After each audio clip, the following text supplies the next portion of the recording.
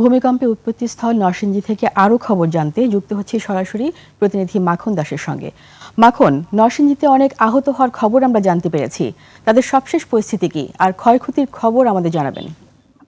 এটা আপনি জানেন, আজকে নরসিংদীর যে সকালে যে ভয়াবহ ভূমিকম্প হয়েছে, সেই ভূমিকম্পের কারণে কিন্তু নরসিংদী জেলা পুরোটা কিন্তু একদম কেঁপে উঠেছে এবং এতে করে মানুষ দিক বিদিক যখন ছোটাছুটি করেছে এবং বিভিন্ন বিল্ডিং থেকে এবং ওরা যখন নেমেছে এবং অনেকে কিন্তু আহত হয়েছে। প্রায় আহতের সংখ্যা শতাধিক ছাড়িয়ে গিয়েছে। তাদের কিন্তু নরসিংদী সদর এবং নরসিংদী জেলা হসপিটাল এবং পলাশ এবং রায়পুরের বিভিন্ন উপজেলা স্বাস্থ্য কমপ্লেক্স সহ হসপিটালে কিন্তু তাদেরকে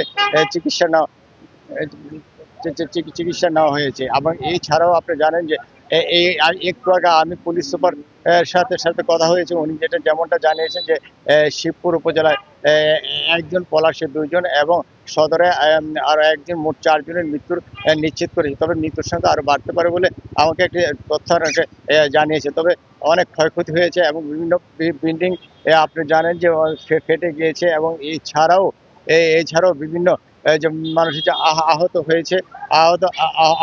আহতদেরকে নরসিংদী পুলিশ সুপার এবং আপনি জানেন জেলা প্রশাসনের পক্ষ থেকে তারা কিন্তু বিভিন্ন হসপিটালে কিন্তু সেই আহতদেরকে দেখতে গিয়েছেন এবং তাদেরকে চিকিৎসা নিশ্চিত করেছেন। এছাড়াও আপনি জানেন বাংলাদেশ জাতীয়তাবাদী দলের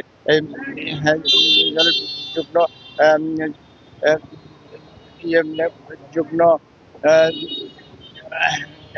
খায়রুল কবির খোকন সাহেব কিন্তু আপনার বিএনপির নেতা খায়রুল কবির খোকন সাহেব কিন্তু বিভিন্ন হসপিটালে কিন্তু তাদের নেতাকর্মীদের কিন্তু চিকিৎসা দিয়েছেন।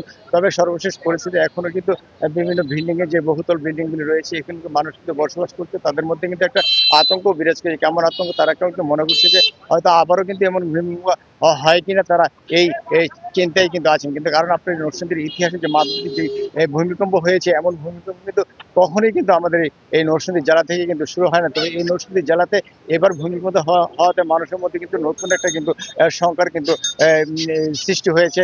তবে এই ছিল রিতা নরসিংদী শহরের ভূমিকম্পের সর্বশেষ পরিস্থিতি।